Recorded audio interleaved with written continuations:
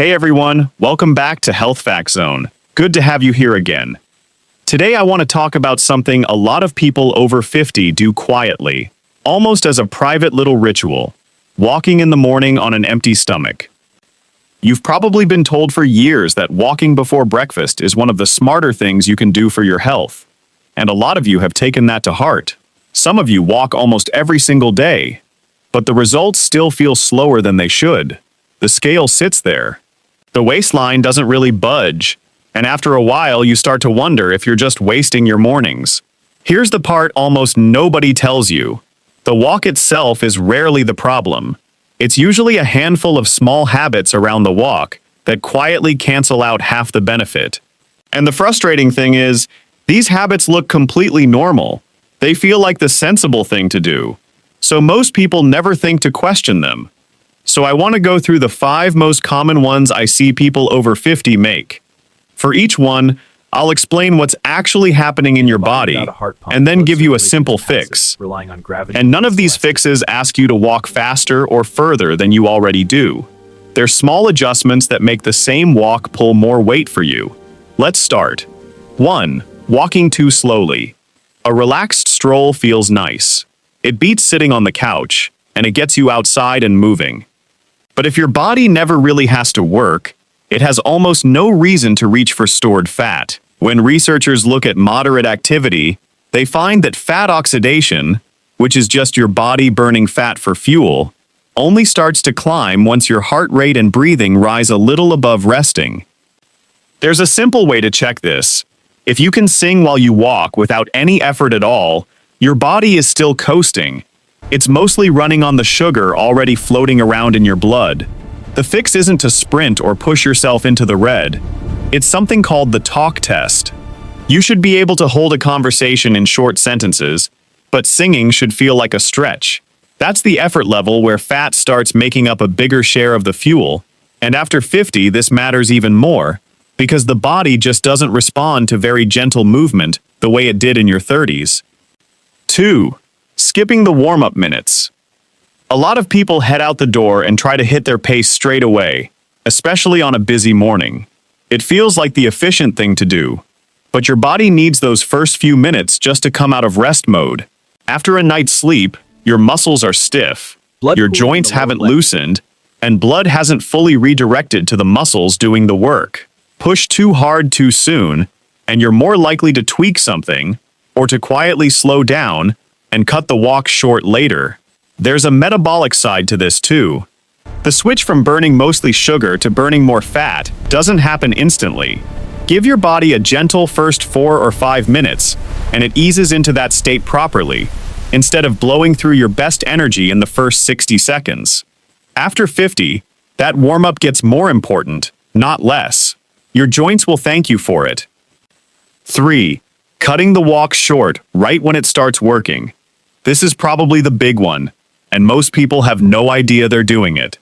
Your body tends to lean harder on stored fat only after a decent stretch of continuous movement, not in the first 8 or 10 minutes.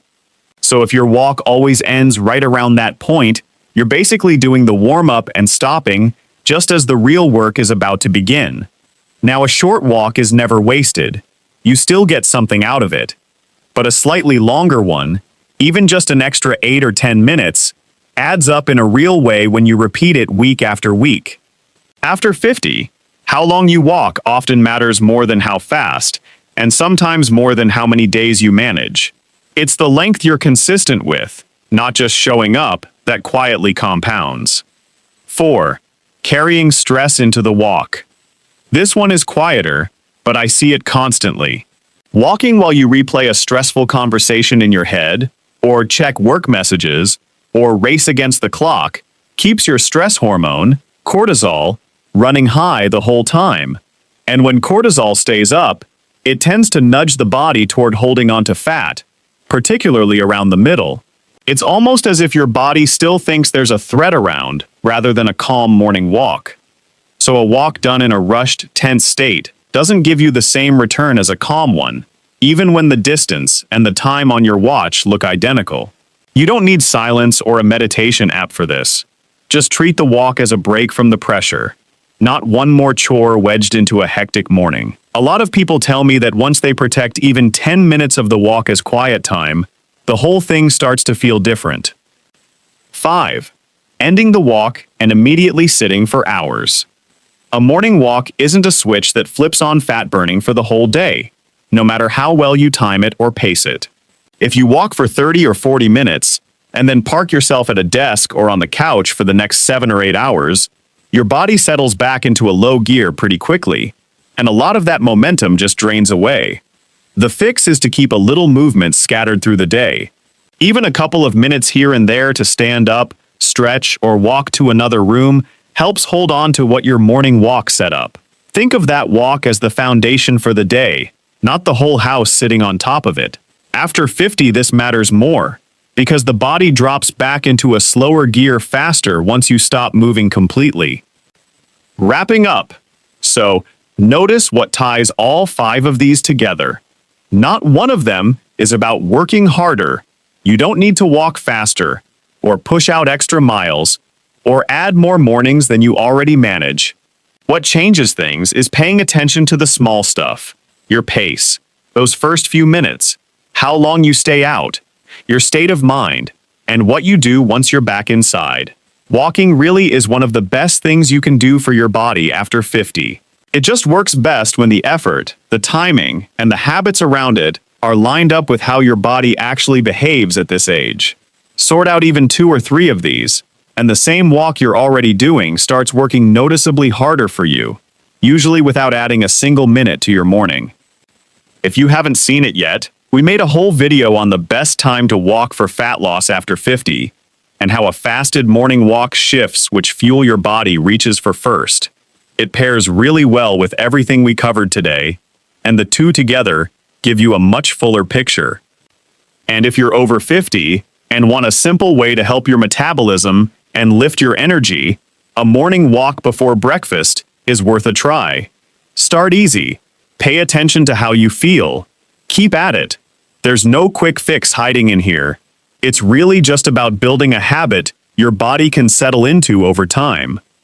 Before you go, do me a favor and tell me in the comments, which of these 5 have you been doing without realizing it?